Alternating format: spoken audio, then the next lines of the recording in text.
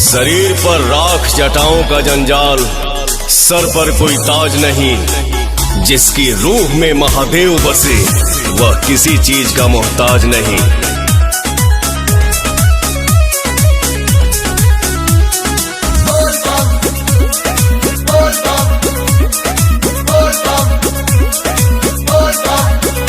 आजकल इग्नोर करो तारा, भगत के कुछ और करो तारा। सब बुझाता हमरा हो।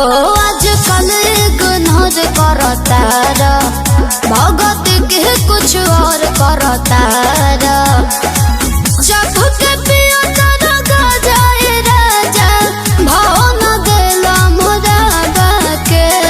डोंट डिस्टर्ब मी पगली। अच्छा सावन के बाद आके मिली है ये सोना, सेवा में बनी भोले बाबा के।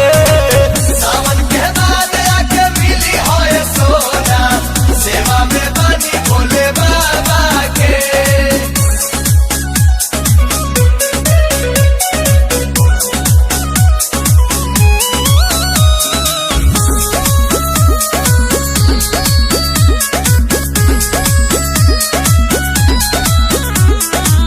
ऐसे तो जहन रहत रहल हमारा बीरिये, अब घर बार ताहर भइल बा मंदिरिये। धोल ले बाबू हाथा से लाई बेल पाता नु हो, भसम लगाई ले माथा नु हो।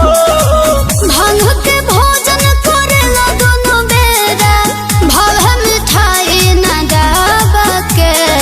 आई डोंट लाइक मीठा। सावन के बाद आके मिली हो ये सोना, सेवा में बनी भोले बाबा के। सावन के बाद आके मिली हो ये सोना, सेवा में बनी भोले बाबा के। मृत्यु का भय उनको है जिनके कर्मों में दाग है। हम महाकाल के भक्त हैं गुरु, हमारे खून में ही आग है।